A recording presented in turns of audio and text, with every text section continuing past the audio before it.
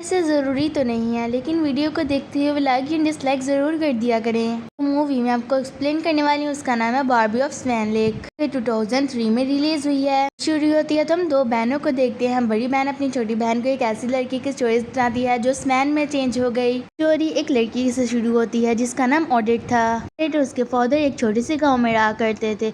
वो दोनों मिलकर एक छोटी सी बकरी चलाया करते थे। उसी तरफ सीन बदलता है तो हम प्रिंस को देखते हैं जो आर्चरी की प्रैक्टिस कर रहा होता है। इतने में क्वीन वहाँ आकर उसे प्रिंसेसेस की तस्वीर दिखाने लगती हैं। आखिर प्रिंस किसी प्रिंसेस को पसंद करके शादी कर ले। हम देखते हैं कि गांव में शोर मचा होता है। ऑडिट बाहर निकल के देखती है तो एक यूनिकॉर्न होता है। इसे सब पर करने की कोशिश कर रहे होते हैं, लेकिन वो यूनिकॉर्न वहाँ से अपनी जान बचाकर भाग जाता है और ऑडिट उसका पीछे करने लगती है। यूनिकॉर्न एक नदी पार करके दूसरी तरफ चला जाता है। गार होती है और उस गार का दरवाजा अपने सींग से खोलता है। ऑडिट भी वहाँ आ जाती है और इस केव में एंटर हो जाती है। ऑडिट देखती है कि इस केव के अंदर तो हर चीज जन्नत जैसी होती है। वो देखती है कि यूनिकॉर्न की रस्सी एक लकड़ी के साथ फंस गई है। यूनिकॉर्न इससे हेल्प मांगता है। यहाँ ऑडिट को पता चलता है कि यूनिकॉर्न इंसानों की तरह बोल भी सकते हैं। ऑडिट रस्सी काटने के लिए कुछ ढूंढ रही होती है कि इसकी नजर एक क्रिस्टल डायमंड पर पड़ती है। फॉरेस्ट के बाकी एनिमल्स और एक फेरी भी छुपकर ऑडिट को देख रहे होते हैं। ऑडिट वो डायमंड उठाती है और इस यूनिकॉर्न की गले की रस्सी को काट देती है। फेरी ऑडिट के पास आती है और उसे बताती है कि हम तुम्हारे बहुत टाइम से यहाँ आने का इंतजार कर रहे थे। यहाँ हमें पता चलता है कि इस यूनिकॉर्न का नाम लीला है।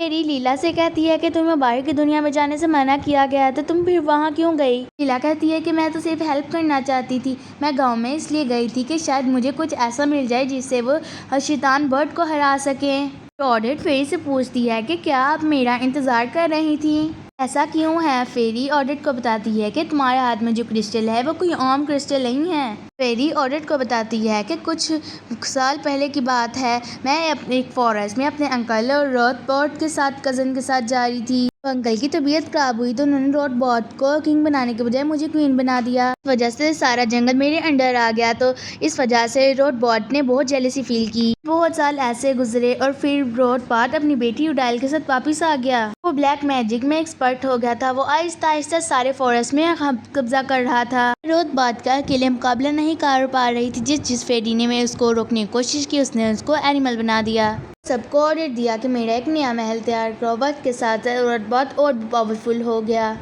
तो वो और भी पावरफुल हो गया है और एक प्रिडिक्शन की गई थी कि जो 20 मैजिक क्रिस्टल को ट्री के अंदर से निकालेगा वही रोथबॉट को हरा पाएगा और इसी फॉरेस्ट को बचा भी पाएगा।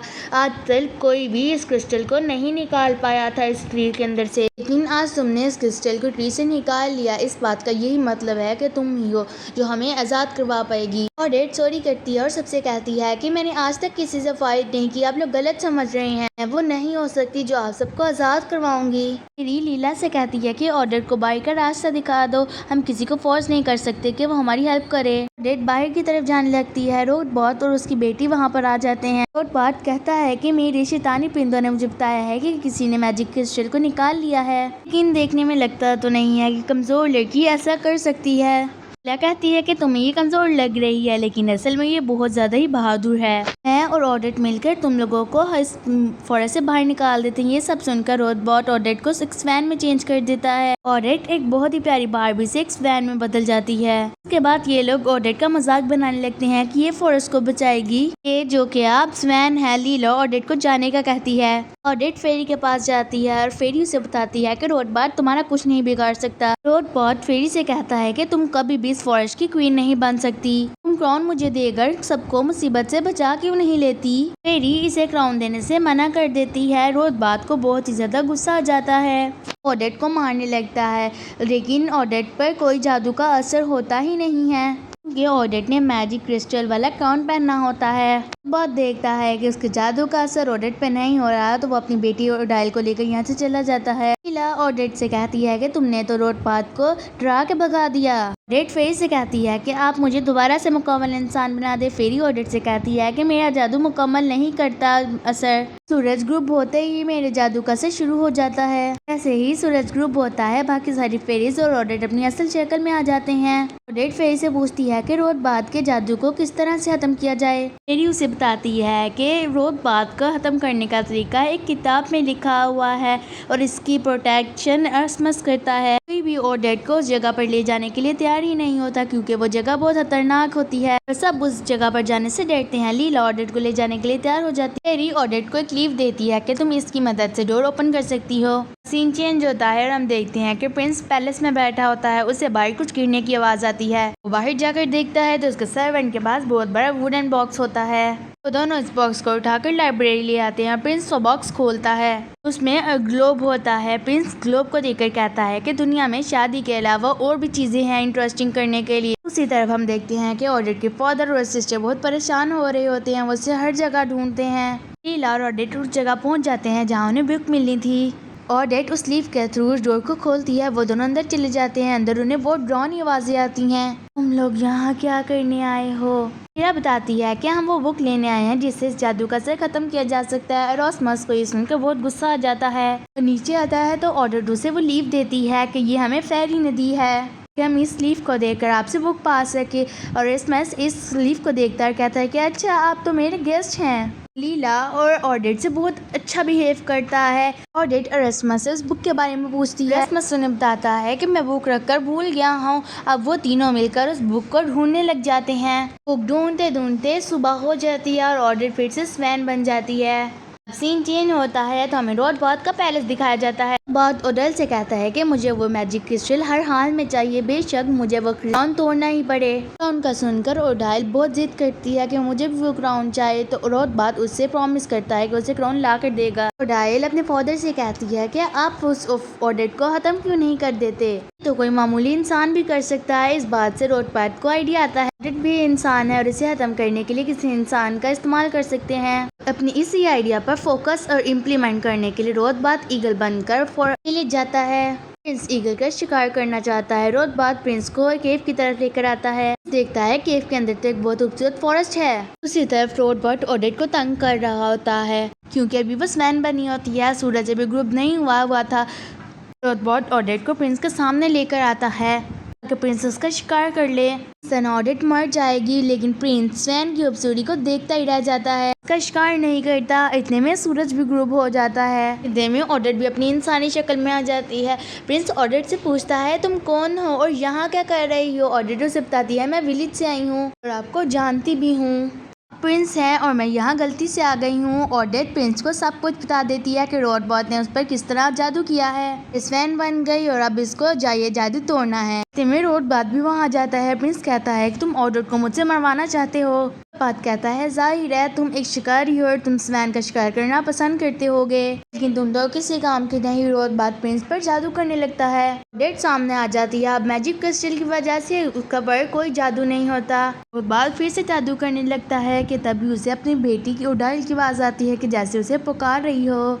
ओडाइल के पास चला जाता है और जब जाता है उसके पास तो देखता है कि कुछ फेरीज और स्क्विल्स दंग कर रही होती हैं। बात के आते ही सब लोग बात जाते हैं। वो ओडाइल को लेकर वापस अपने पैलेस में चला जाता है। प्रिंस ऑडेट को थैंक्स कहता है कि तुमने मेरी जान बचाई। उससे फॉरेस्ट के बारे में पूछता है तो ऑडेट उसे कहती है कि मैं इसके बारे में ज्यादा नहीं जानती, लेकिन मैं आपको स्वैन लेक दिखा सकती हूँ। फेरीज मिलकर लेक के करीब एक बहुत खूबसूरत अरेंजमेंट करते हैं। यहाँ पर प्रिंस और ऑडेट डांस करते हैं। प्रिंस ऑडेट से कहता है कि तुम मेरे साथ चलो, मैं तुम्हारी प्रोटेक्शन और केयर करूंगा, लेकिन ऑडेट साथ चलने से मना कर देती है। वो कहती है कि मैं यहाँ रुककर इन सब की हेल्प करना चाहती हूँ, लेकिन अगर आप मेरी हेल्प करना चाहते हैं तो घर जाकर मेरे फादर को बताएं कि मैं बिल्कुल ठीक हूँ। इतने में सुबह हो जाती है और सब दोबारा से एनिमल्स में चेंज हो जाते हैं। प्रिंस ऑडेट से कहता है कि मैं तभी इधर से वापस जाऊंगा जब तुम मुझसे प्रॉमिस करोगी कि कल रात मेरे पैलेस में एक पार्टी है और तुम उस पार्टी में जरूर आओगी। ऑडेट प्रॉमिस कर लेती है। प्रिंस ऑडेट के घर जाता है लेकिन वहाँ पर कोई नहीं मिलता। प्रिंस आदमी को कह जाता है कि जब ये लोग वापस आए तो उन्हें कह देना कि मुझसे आकर जरूर मिले, मुझे एक बहुत जरूरी काम है। अब हम देखते हैं कि एरोसमस को वो बुक मिल ही जाती है जिसमें रोडबॉट के मैजिक को खत्म करने का सारा प्रोसीजर लिखा हुआ था और एरोसमस बुक लेकर उनके पास जाता है। रोडबॉट के शैतानी परिंदे ये न्यूज लेकर उसके पास चले जाते हैं। के मैजिक क्रिस्टल से बुक खुल जाती है। इसमें लिखा था कि जो भी ये क्रिस्टल निकालेगा और जिसको उसका सच्चा प्यार मिल जाएगा वो ही इस जादू को खत्म कर पाएगा। और उसने किसी और को बता दिया कि वो इससे प्यार करता है तो मैजिक क्रिस्टल का सारा असर खत्म हो जाएगा। सब ऑडेट को पार्टी में जाने के लिए तैयार कर रहे होते हैं कि आज प्रिंस अपनी मोहब्बत का इजहार करेगा, यानी प्रिंस कॉन्फेस करेगा कि वो ऑडेट से प्यार करता है। बाद के जादू का असर खत्म हो जाएगा। सब अपनी तैयारियों में मगन हो जाते हैं। रोद बात उस बुक को रेस्मस को उठाकर अपने पैलेस में ले जाता है। सारी बात अब रोद बात को पता चल चुकी थी। वो अपनी बेटी के नेकलेस में जादू कर देता है कि प्रिंस जब भी तुम्हें देखेगा तो उसे तुम में ऑडिट नजर आएगी और वह अपना प्यार का कॉन्फेस तुम में कर देगा और हमारा काम भी बुरा हो जाएगा। मैं इस फॉरेस्ट का किंग बन जाऊंगा। रोद बात रेस्मस पर भी जादू कर देता है और उसे वॉर्म बना देता है। लीला ऑडिटर बाकी सब लोग रोद बात के पैलेस में रेस्मस को बचाने के लिए आते हैं। वो चालाकी के साथ शैतानी परिंदों को मारकर रेस्मस को बचा लेते हैं। सीन बदलता तो हम प्रिंस की पार्टी को देते हैं जहां वो ऑडिट का इंतजार कर रहा होता है और दूसरी तरफ रेस्मस अब रोद बात के सारे इरादों यानी टेंशन का बताता है कि वो क्या करने वाला है। ऑडिट पार्टी में जाने के लिए तैयार हो जाती है कि अगर मैं वहां ना आ गई तो सबको सच्चाई का पता नहीं चलेगा। ओडाइल और रोद बात पार्टी में पहुंच जाते हैं। जादू के असर की वजह से प्रिंस को ओडाइल ऑडिट नजर आ रही होती है। रोद बात ओडाइल से कहता है कि प्रिंस के सामने कुछ भी नहीं बोलना, ना प्रिंस को पता चल जाएगा कि तुम ऑडिट नहीं हो। प्रिंस और ओडाइल डांस करने लग जाते हैं। ऑडिट जो अभी भी स्वैन ही बनी होती है पैलेस पहुंच जाती है, लेकिन रोद बात अपने जादू से उसको अंदर आने नहीं देता। प्रिंस ओडाइल से कहता है कि क्या तुम मुझसे शादी करोगे, तो रोद बात प्रिंस से कहता है कि क्या तुम मेरी बेटी से शादी करना चाहते हो, तो प्रिंस उसे हाँ कह देता है। सुनते ही ऑडिट बेहोश हो जाती है और मैजिक क्रिस्टल का असर खत्म हो जाता है। ऑडिट अपनी असल इंसानी शक्ल में आ गई होती है। दूसरी तरफ मोहब्बत का इजहार होते ही यानी कन्फेशन होते ही ओडाइल भी अपनी असल शक्ल में आ जाती है। इसको सब कुछ पता चल जाता है। फेरी, लीला और बाकी सभी महल में पहुंच जाते हैं। प्रिंस रोद बात से कहता है कि अगर हिम्मत रखती हो तो मुझे पकड़ के दिखाओ। रोद बात प्रिंस पर जादू करने लगता है तो प्रिंस भागकर ओडाइल के पीछे छुप जाता है और उसका सादा जादू का असर ओडाइल पर हो जाता है। यहाँ पर ओडाइल पिग बन जाती है। फेरी ऑडिट को लेकर केव की तरफ जा रही होती है। रोद बात भी उनका पीछा करने लग जाता है। सब जादू की मदद से उड़ने लगते हैं और केव के अंदर जाने लगते हैं। रोद बात इन पर ड्रथ के जरिए अटैक कर देता है। फेरी रोद बात से कहती है कि ऑडिट को छोड़ दो, तुम्हारी लड़ाई मुझसे है। रोद बात फेरी को भी राइट बना देता है अपने जादू की मदद से। इतने में प्रिंस भी वहां आ जाता है और ऑडिट को भी होश आ जाता है। रोद बात प्रिंस और ऑडिट दोनों पर हमला कर देता है। दोनों बेहोश हो जाते हैं। वो दोनों भी एक हो चुके होते हैं। असल में बुक में यही लिखा था कि अगर दो मोहब्बत करने वाले एक हो जाएंगे तो रोद बात के जादू का असर खत्म हो जाएगा। प्रिंस और ऑडिट के एक होने से रोद बात के जादू का असर खत्म हो जाता है। मैजिक क्रिस्टल जो रोद बात ने ले लिया था उसका असर होती रोद बात पे हो जाता है और वह मर जाता है। फॉरेस्ट में होशियार फिर से वापस आ जाती हैं। कुछ ठीक हो जाता है। प्रिंस और ऑडिट को भी होश आ जाता है। एंड पर प्रिंस और ऑडिट की फॉरेस्ट में शादी हो जाती है। सब बहुत खुश होते हैं। ओडाइल और रेस्मस की ही लाइब्रेरी में काम वाली बन जाती है और यहाँ पर फाइनली मूवी की हैप्पी एंडिंग हो जाती है। I hope you like the explanation. Thank you for watching.